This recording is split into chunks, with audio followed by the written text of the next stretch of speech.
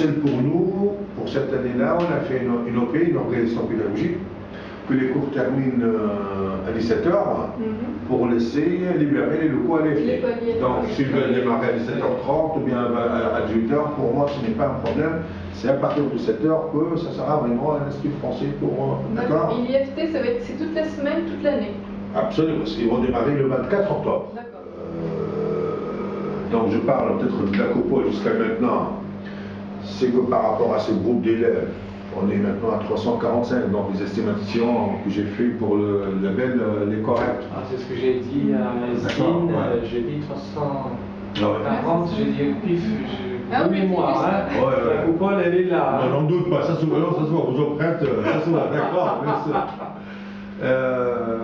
Donc, j'ai pratiquement 6 cadres qui s'intéressent de tout ce qui est vie scolaire, surtout pendant les temps de récréation, pour éviter les bousculades, pour éviter les confrontations, les affrontements, qui sont diplômés de la psychologie, d'accord, des enfants, qui sont diplômés des sports et loisirs, donc ils développent pas mal de jeux qui possèdent une valeur éducative, notamment en matière de compétences comportementales, d'accord. Donc on a l'entraînement des informaticiens.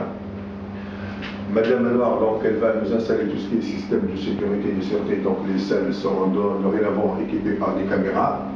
Toutes les salles de cours? Toutes les salles de cours. Et pour sécurité des enfants, du matériel ou les deux pour sécuriser? Pour tout à la fois.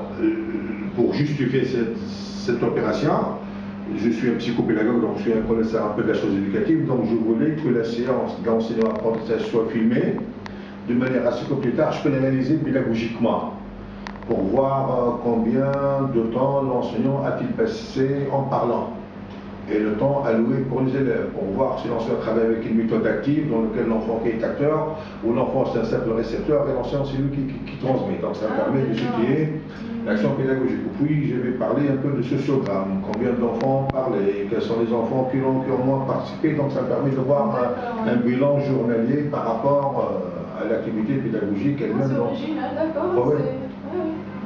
D'accord, donc on est un peu le spécialiste On a des docteurs de l'Université de Lyon, double doctorat. Ah, d'accord. Ouais, d'accord. Après, au niveau de la sûreté, vous avez du matériel, de l'informatique sensible, tout neuf, vous voulez mettre en sûreté ou pas? Si, on a des matériel informatique tout neuf.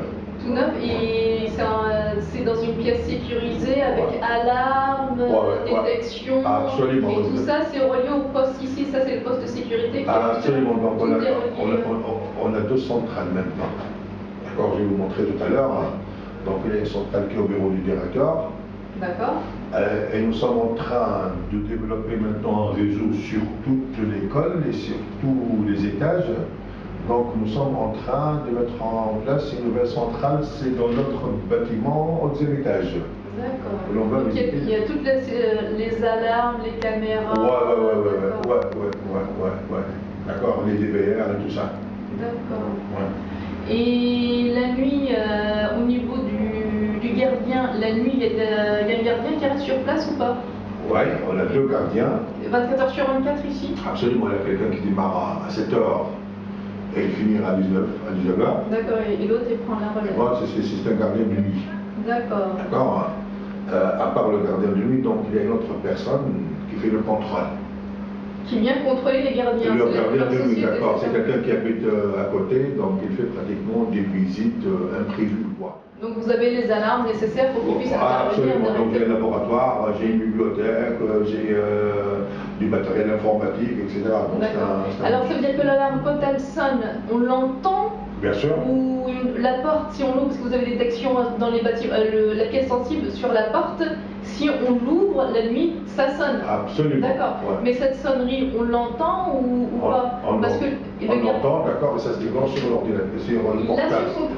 Là, sur son téléphone portable, d'accord. Oui, bien sûr. Moi, par exemple, je peux gérer à distance. D'accord. Mais en priorité, c'est le gardien qui le reçoit, qui gère. Vraiment, il y a un réel problème. Par exemple, chez moi, il se peut que ma femme peut assister à la réunion et nous voir ce que nous sommes en train de faire maintenant avec les caméras de surveillance. D'accord. Et sur la périphérie de votre site, il y a des murs qui sont bas, il peut y avoir une intrusion de l'extérieur ou pas? Je vais faire la visite tout à l'heure. Vous allez faire la visite, donc on a des murs qui dépassent pratiquement les 2,20 m. D'accord, ça se voit pas. D'accord.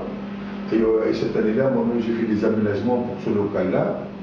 Donc il avait une certaine architecture un peu spéciale, d'accord, qui fait que les murs du clôture, il y a une partie de 20 à 30 cm qui peut être accessible par vision, d'accord. Donc je l'ai fait autrement de manière à ce que les locaux soient en pleine sécurité. D'accord. Donc vous avez pensé à la plupart pas mal de choses. Votre site, c'est pas mal.